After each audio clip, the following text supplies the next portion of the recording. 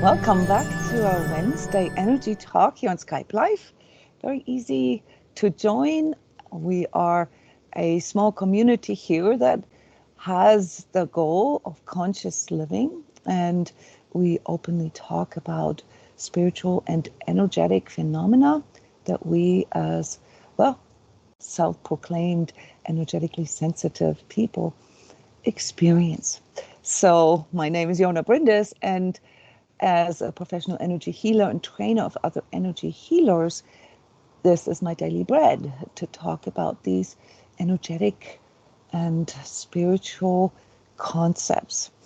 Last week we talked about what we are meant to see right now. And as I am reflecting on these topics, these energetic / spiritual / consciousness related topics, I am also reflecting current collective energies. This week, we are slightly out of this heaviness of the last 2 weeks that many of you guys may have experienced.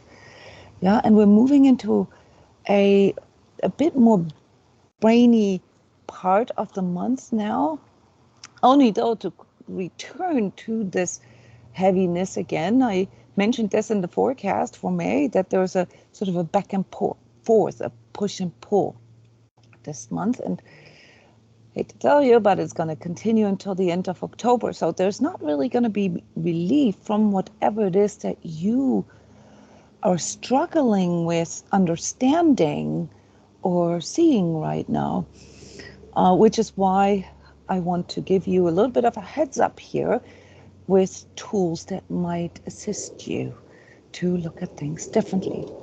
So last week I made a few statements. I said, for example, without spiritual contextualization, it's practically impossible to make healthy choices. I went on to say that the fear of death is basically what messes with our mind, and as a consequence of that, messes with our emotions, and therefore messes with our entire perceptionary system that we have, and also questioned why it is that we are right now here in 2023, after having gone through a huge, massive sort of incidents here in our world, that affected all of us globally after the pandemic.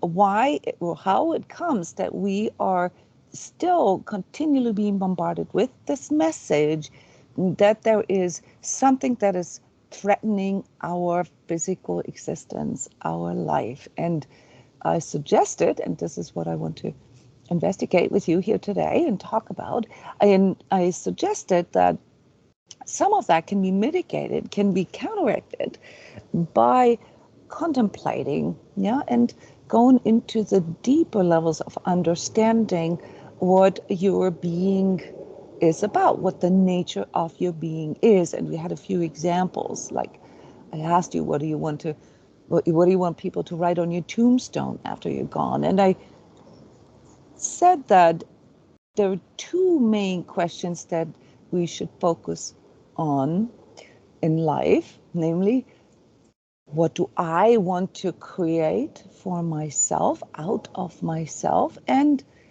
or whom do I want to experience this life as, and what do I want to leave behind? And these two questions are, if you will, spiritual questions. All right, so some of you have issues with spirituality, maybe because it's the word, maybe because you associate religion with spirituality, maybe you've been burned by New Age, like so many of us. So let's take all this out here and just look at the word in its essence. So we have the material world that we're all very aware of, the physical part of us, and the bills that we have to pay, and all the things, that the appointments that we have to schedule, and the traveling that we have to do, box shifting, and working with the physical reality. But at the same time, we also have an immaterial reality. And it just so happens, and this is not aware to most of us, it just so happens that if you ask random people anywhere in the world what it actually is that they're striving for, what their goals are in life, they are coming up with immaterial goals. And here's the question for you. What are those immaterial goals that we have in life? What are your goals in life? What do you want to create for yourself, out of yourself in life? What is important to you? Or what do you deem worthy to strive for? There's many studies that have been done on this, but I want to hear this from you here. I don't want to assume anything or just have you take my say-so. What do we all strive for? Most of us. Hi, Jona. Hi, Syria. Thank you. Yeah, for me it is peace. This Yeah. inner peace Yeah. that I'm happy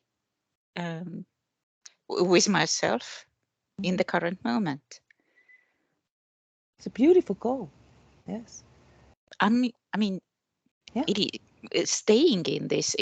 Most of the time, I am in this state. So it's more like finding, not reacting to any triggers of this everyday life, and staying and finding it and enjoying the show. It's a continual process, right? Because Yes. it's all about balancing, right? But it's about peace. And you've added the word inner peace, right? So obviously Yes. we like it when there's outer peace, but primarily it's about inner peace. Yeah, we want to be in peace with ourselves and the world that we live in. Yeah. It's a little easier if there's outer peace. But peace No, it is is. one. If we have peace inside, the world changes. I would say. Yeah, you're onto something there, Syria. But let's go back to just the first question. Namely, what do we want to create for ourselves? What do we want to strive for? What are our goals in life? And I'm not talking about a certain amount of money on your bank account. Why? Because as we all know, those are fleeting things. Yeah, they come and go. You know, material withers away. So what are the things that we really in for here? What makes our life worth living, guys? Hi. Hi, Anita. A very important value for me is to feel love both for myself and for others. More love and joy in my life. Yeah, love and joy. Yeah. I think we will, just like with serious peace, we will all raise our hand. Right? Love and joy. What else? And I also think for me more connection. And there's a connection between connection and love, right? Yeah. Because Yeah. without connection, we can't have love. So connection is a tool Yeah. Yeah. to get to. We get to the tools here in a minute. Let's just create a nice sort of assortment here of things, of values, of goals that we deem worth living for, that we want to infuse our life with, that we want to strive for. What else? Inner peace, love, joy, connection.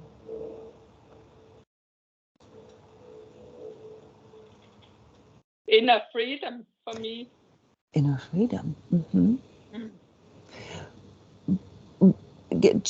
But with peace, it's kind of like easy for all of us to understand because we all know what it feels like when we're not in inner peace, right? Because this is a predominant state for most of us, even if we're working on it. But we're very clear on what it feels like when we're not in peace. But how do you feel freedom, inner freedom? How do you feel that?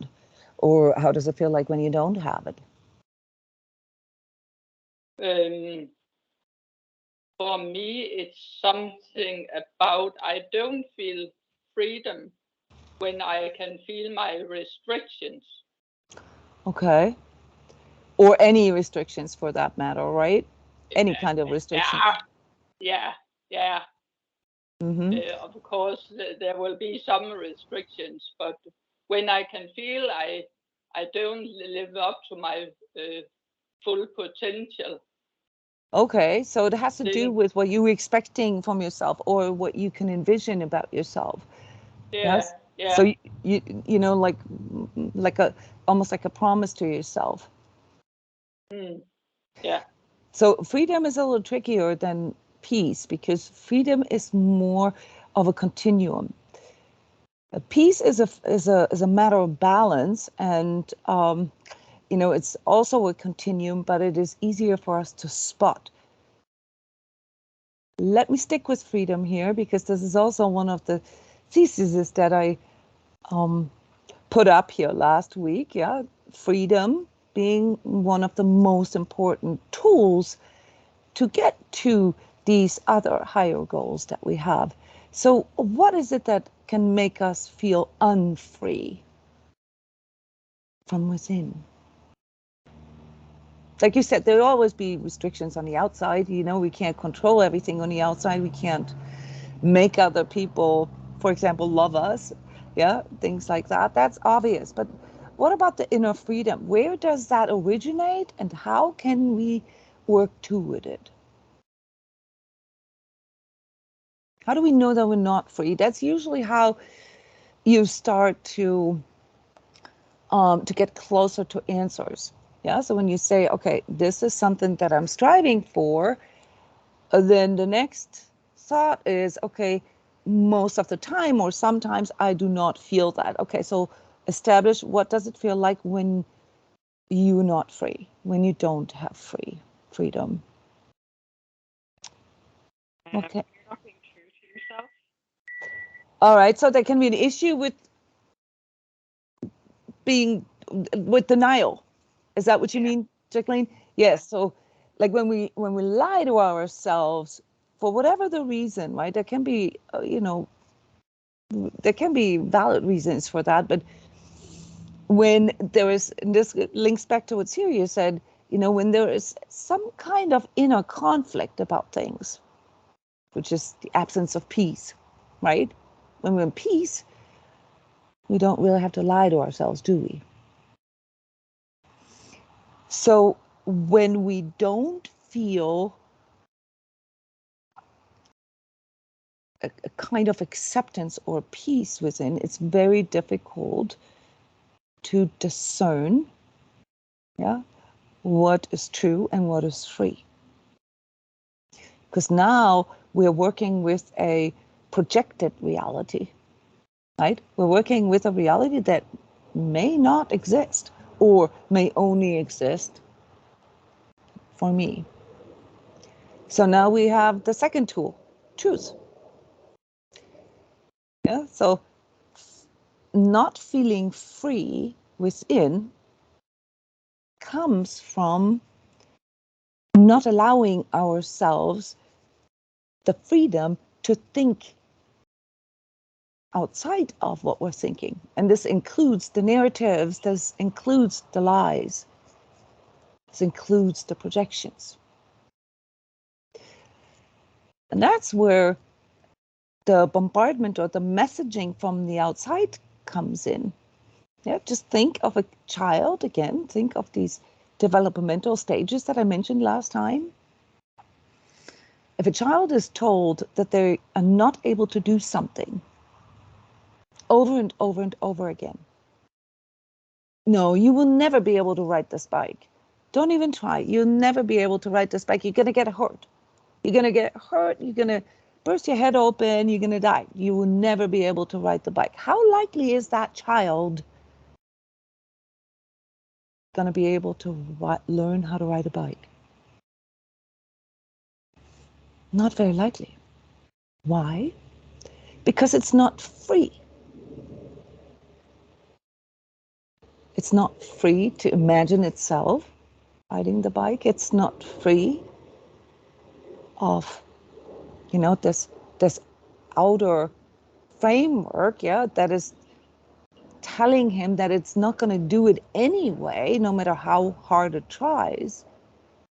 And worst of all, it is not free in regard to experimenting and seeing what happens, because it was indoctrinated with a fear.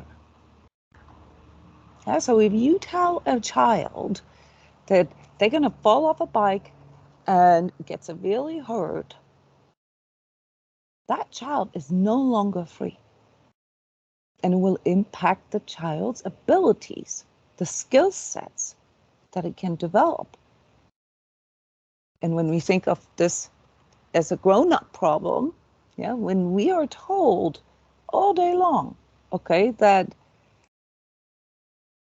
we got to take care of our bodies, we got to take care of our health, we got to take care of our pensions, we got to take care of our belongings, our money, our cars, and our planet, and all that. If you don't do that, it's all going to go away.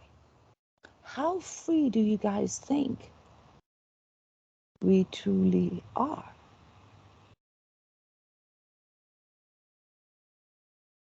To develop the curiosity, to develop the experimental drive in us to evolve something. Yeah, if somebody says, no, don't even think about doing your own business or doing your own thing, you're going to have to work until retirement, and that's when you can do this. Do you know how many people out there who think, truly believe this without being aware of it, that they cannot have fun, that they cannot enjoy life until retirement? Anybody ever come across people who don't say it out loud, but that's how they make their choices? Yeah, they wait till they're 65 or 67, depending what country you live in, to make plans for things that they really love, that brings them happiness, that brings them joy. Where do you think this is coming from? Is this free?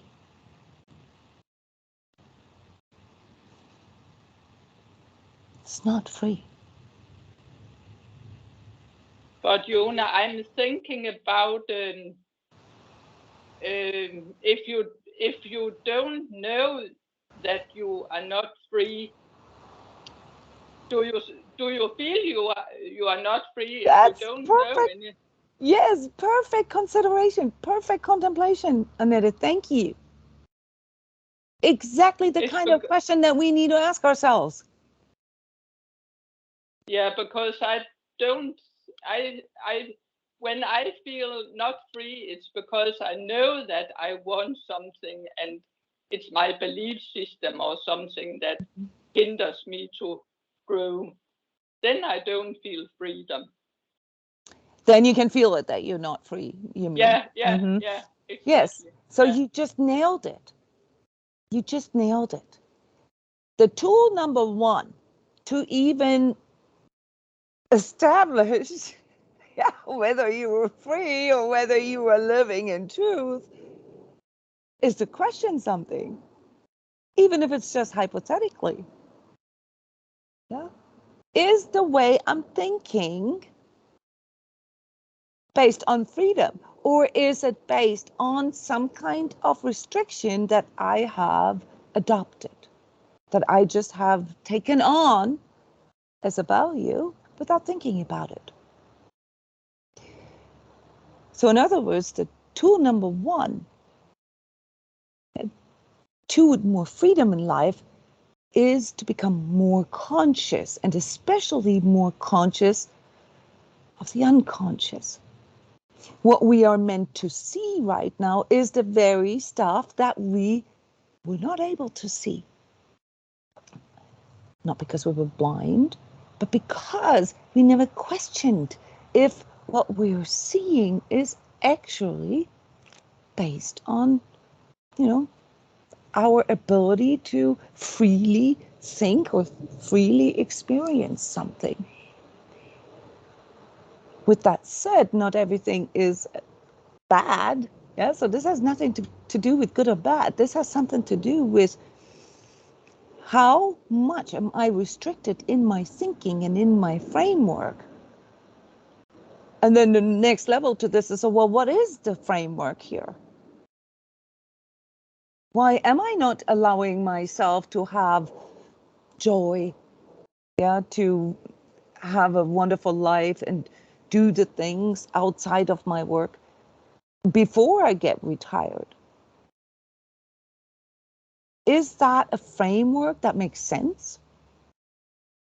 To wait till you're 65 to start living your life?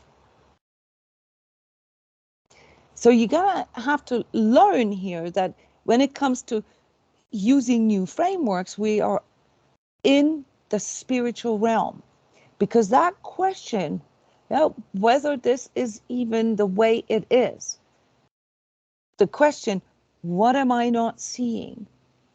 Is there something that I am not seeing? That is a spiritual discipline.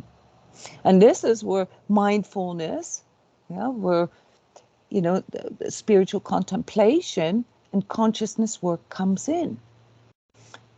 Those are tools to maintain and gain more freedom. Why? Because you are learning to observe your own thoughts. You're learning to observe your emotions that come through your thoughts and the interpretations and frameworks that your thoughts construct.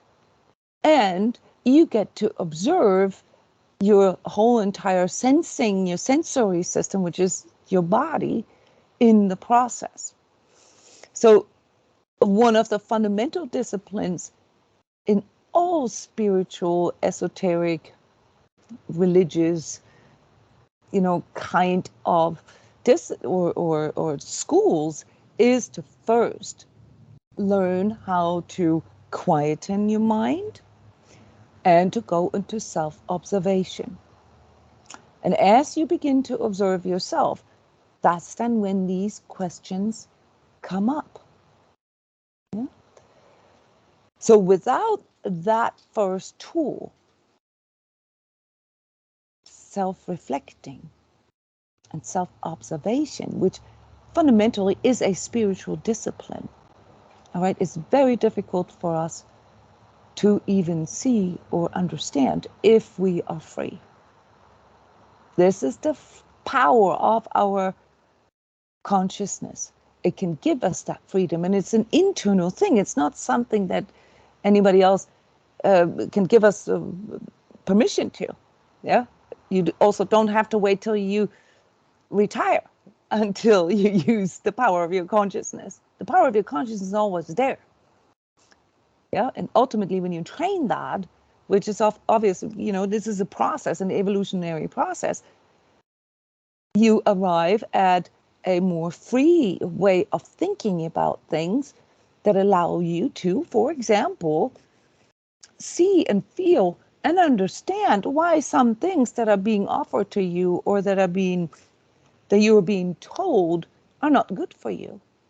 Yeah, it allows you to make more healthy choices because you can observe your own inner responses and even learn to discern your programmed responses, because a lot of us have been indoctrinated, conditioned through this constant messaging of you're going to die, you're going to die, you're going to die, to a point where we can't get out of this materialistic way of seeing the world, even if we have good spiritual beliefs. But for as long as we are caught in the fear of dying or losing something here in 3D, we are caught in what I would call unfreedom, in restriction. And whether or not this is done on purpose is a whole different discussion. If you're asking me, I've been calling this for many, many years. I've been calling this out as the duality of darkness. I've been calling this out as, you know, a spiritual force that is interested in us staying in that state, in that restricted state, that is interested in us not developing our higher consciousness and our higher thinking. Yeah. And as we are now realizing that the world around us makes no sense, yeah, none of what we are being messaged, yeah, be it by news, by our governments, even by our friends and neighbors, makes any sense, is nowhere free, and most of the time, nowhere true either. Yeah, so this whole discussion about truth, I've been calling this the confrontation with untruth. Yeah, here for the last 4 years, yeah, that we have everywhere with misinformation, disinformation, and so forth. Yeah, it's all there now to confuse you, to further confuse you about finding truth. Now, we just decoded how to find freedom, but how can you find truth? And do you think it's possible to find truth without freedom? Or is there maybe like a hierarchy of these? Do we need freedom? Yeah, the freedom of thinking, the freedom of our consciousness to even become able to discern truth? I would say so. Because without you being able to think outside the box, yeah, outside the programs and even your own mental constructs, you cannot even question your reality. You cannot even ask this simple question, well, maybe I'm not as free as I'm thinking. Maybe I'm restricted in my thinking. Maybe just as a mind game, yeah, maybe just as a hypothetical entertainment, okay, let me take the freedom to think beyond my attachments, beyond my fears. And that's then the foundation for becoming able to discern truth. This is the part where I lose most people because, you know, they believe that they know truth. But I can tell you here from all my studies, yeah, scientific, esoteric, religious, there is no truth without freedom. And this is why freedom is one of the most important things for us to remember and also to enforce. Because as soon as this freedom is being taken away, the freedom to think, the freedom to express, the freedom to question, we're in trouble. Because that takes away our ability to discern truth. And without being able to discern truth, we're in even bigger trouble. Now, it's impossible for us to stand for anything, yeah, if we don't know truth, and we just simply get swept away by everything. Why is that? Because we are so caught in the fear of the unknown, which is fundamentally here geared toward the material 3D. The fear of AIs, the fear of transhumanism, the fear of climate change, the fear of COVID, the fear of any other kind of deadly diseases, the fear of the money markets collapsing, the fear of war, the fear of you name it. Okay? That we are so unfree in our ways of looking at all of these things that we cannot recognize when we are being tricked or lied to or mind controlled or gaslit. Now let me ask you something. Those of you here, who of you has had a revelation in their life, at least one time in their life, that, let's say they've been in a relationship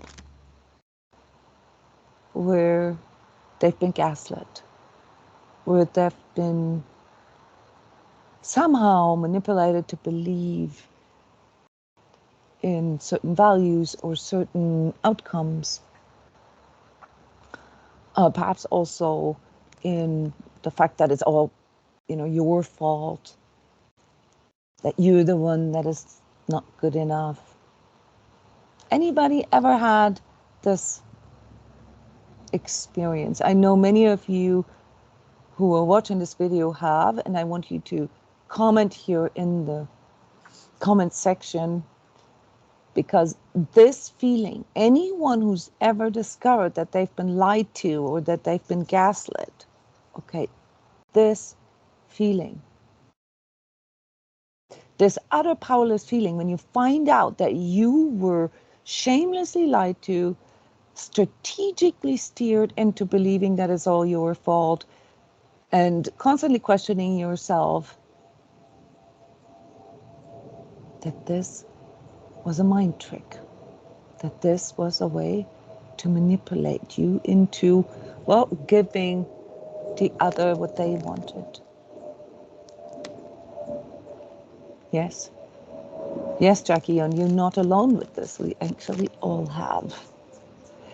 But if you have a conscious experience of that, then you know exactly what I mean. The reason why it's so hard to come to this conclusion and then to find closure is because we didn't see it. We could not see it. We could swear we were aware and awake, but we could not see it. And so here, in transCODES, where we do this kind of consciousness work, as entire programs, okay, this is basically the first goal. Yeah, the first goal is to let go of the idea that our mind, our untrained mind, is capable of detecting untruth, and most likely also not capable of detecting when it's not free. So any kind of attachments, that's how the Buddhic and the Vedic traditions call this. Yeah, any kind of attachment ultimately restricts our freedom. But as humans, overcoming our attachments, the things that we don't want to lose, the things that we, want to keep for ourselves, is a big part of our human condition. But this being lied to or being manipulated, not necessarily. We have the tools in us to mitigate this. We just need to train them. Yeah, we just need to know that it's possible to see through all that, yeah, with the right training. And the right training of that consists of you becoming more aware, yeah, what you're meant to see right now, what you're meant to understand right now, of how you are sensing, how you are feeling, and how you are perceiving, and what those three main levels of how you, see your reality, the reality that you're in, yeah, how they are either free or not free, restricted or open, whether it's even possible for you to think outside the box or to go outside the box. Yeah, and when you discover that you are actually not free, all right, that's when you have to let go of this very first attachment, namely that your mind is capable of detecting it. Your mind is not capable of detecting it.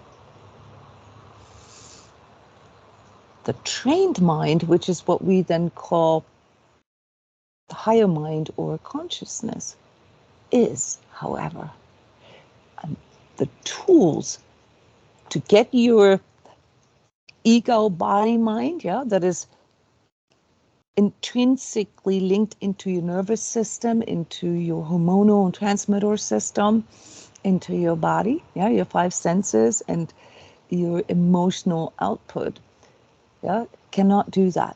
Because as soon as somebody scares you with the fear of dying or the fear of losing something, yeah, the fear of the unknown, you lose that ability. And so the number one tool, guys, for you to even become able to detect if you're free or not is to train your consciousness.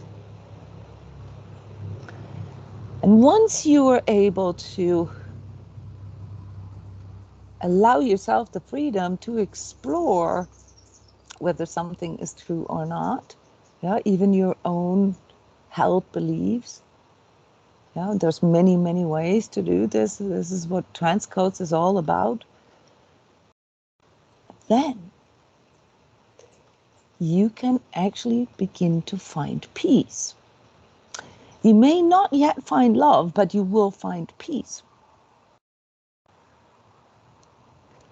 You will be able to find peace with the fact, for example, that the world is less free than you thought it was. Okay? And why will it not stress you out after some processing, obviously, because at first it's a bit of a shock for us? Because you recognize that the way to change this is within each and every individual. Each and every individual has to make that step to see truth. And that's why statements like Mastery, like you made here in the beginning, you want to use your skills to create a new humanity. There is a lot of truth in there. It's your skills. Yeah, it's your ability to see truth, perhaps your ability to teach others how to get to that place. And then, and only then, can we tackle the other aspects of what we want to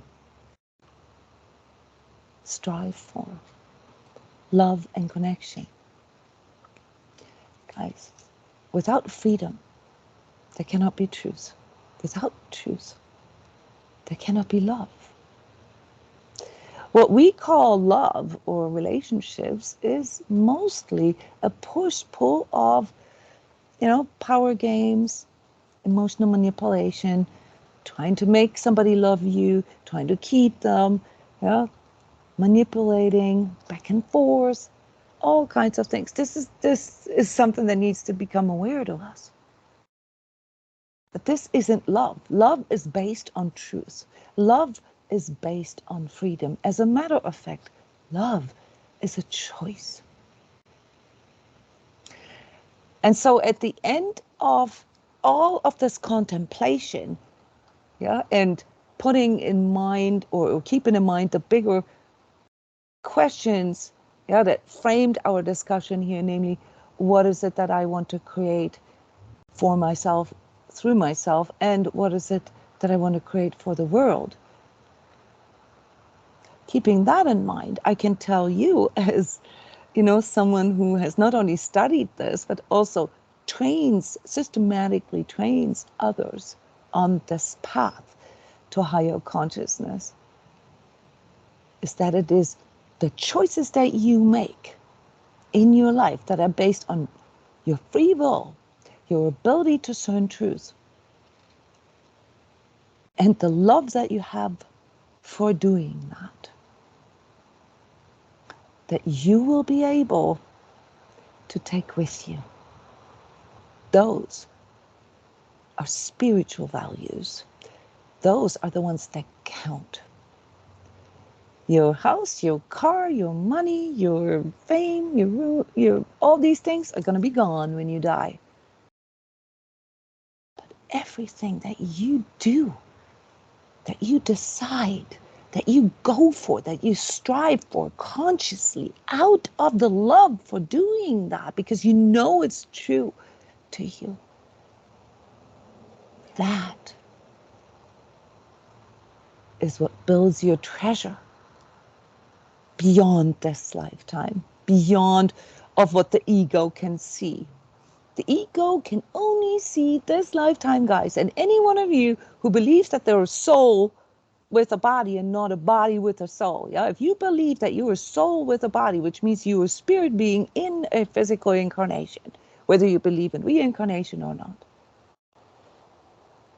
And anyone who believes that you're a spirit being in nature that has a physical experience must ask this next question, namely, what is this all about? Why am I here? What did I come here for to do?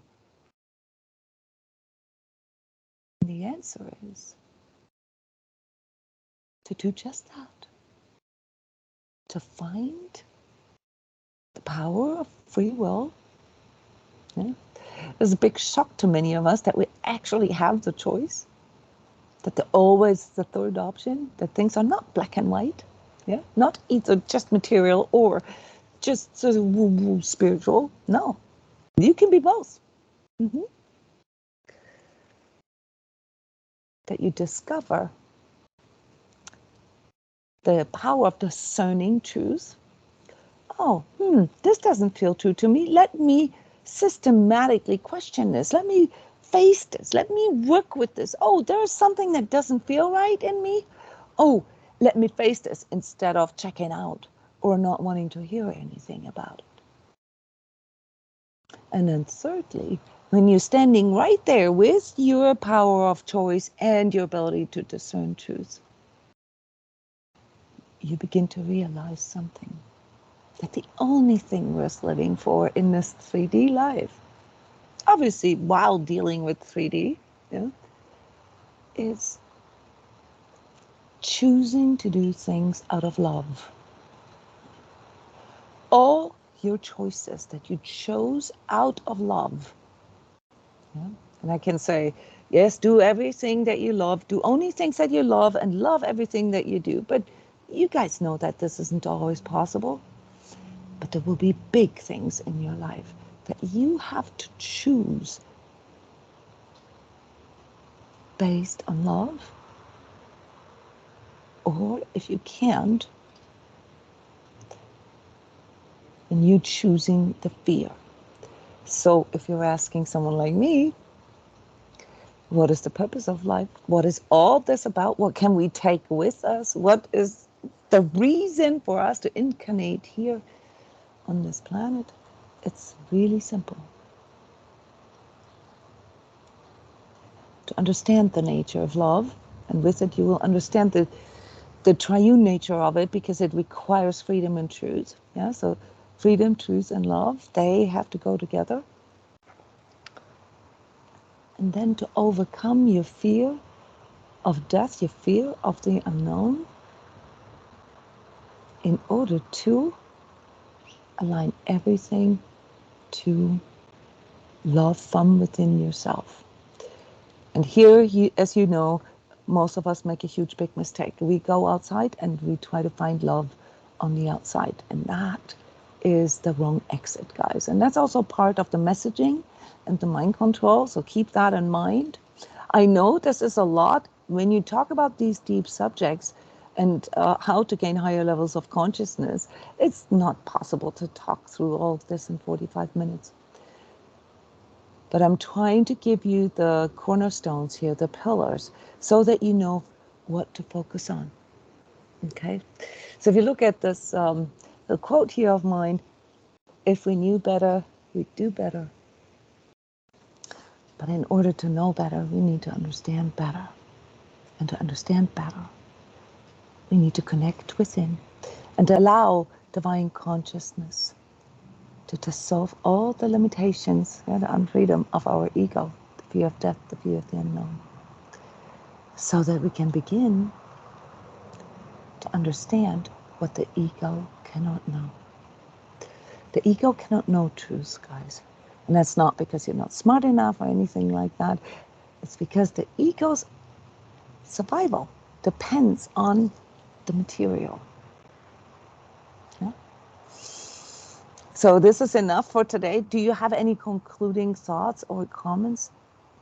Anyone watching this on YouTube, please feel free always to comment. Come to our free online meditations here on Skype. Everybody can come there. Everybody is welcome. Yeah, keep watching those kind of energy talks and truth talks that I have 800 of in my YouTube channel. Or consider actually to do consciousness training and spiritual contextualization of your life in any of my individual, personal, or group programs. Love you guys. Thank you, Jona. You're welcome. And the best thing I can wish you is stay conscious.